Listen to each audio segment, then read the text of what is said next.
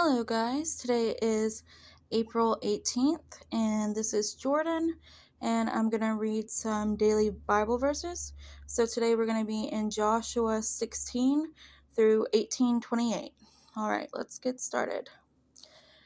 Joshua 16, the land given to Ephraim and West Messiana. The allotment for the descendants of Joseph extended from the Jordan River near Jericho, east of the springs of Jericho, through the wilderness and into the hill country of Bethel. From Bethel, that is Luz. It ran over the Ataroth in the territory of the Archerites. Then it descended westward to the territory of the Japhilites as far as lower Bethlehem and to the Jezreel and over the Mediterranean Sea. Sorry for butchering that.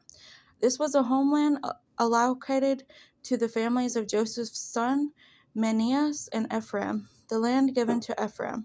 The following territory was given to the clans of the tribe of Ephraim. The bounty of their homeland began at the Adator Adah in the east. From there it ran to Upper Bethlehem, then on to the Mediterranean Sea. From the Miccahoth on the north, the bounty curved eastward past Janesh Shiloh to the east of the Johanna. From the Johanna it turned southward toward Anathoth and Nothera, touched Jericho, and ended at the Jordan River.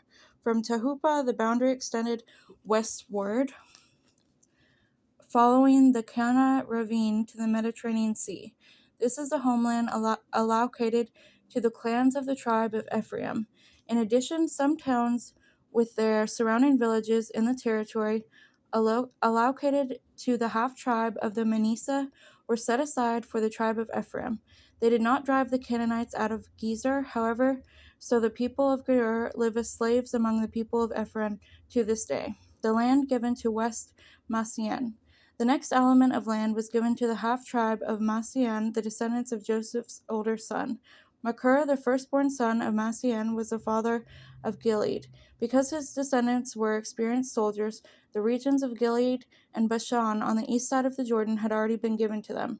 So the allotment on the west side of the Jordan was for the remaining families with their clans of the tribes of Massian, Abiezer, Helik, Ezra, Shuram, and Sheniba. These clans represent the male descendants of Massianus, son of Joseph.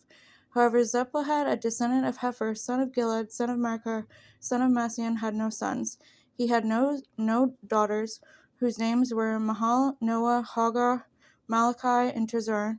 The women came to Elzar the priest, Joshua son of Nun, and the Israelite leaders, and said, "The Lord commanded Moses to give us a grant of land along with the men of our tribe."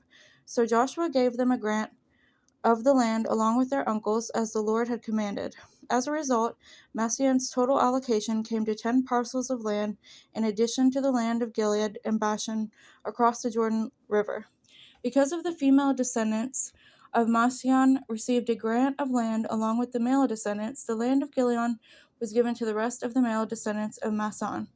The bounty of the tribe of Masson extended from the border of Asher to Mechamath near Shepherham. Then the boundary went south from Mechamath to the settlement near the spring of Toulouse. The land surrounding Tepah belonged to Massian, but the town of Tepah itself, on the border of Massian's territory, belonged to the tribe of Ephraim. From the spring of Tepah, the boundary of Masson followed the Kana ravine to the Mediterranean Sea. Several towns south of the ravine were inside Massian's territory, but they actually belonged to the tribe of Ephraim. In general, however, the land south of the ravine belonged to Ephraim, and the land north of the ravine belonged to Massiam. Massiam's bounty ran along the northern side of the ravine and ended at the Mediterranean Sea. North of the Massian was a territory of Asher, and to the east was a territory of Issachar. The following towns within the territory of Issachar and Asher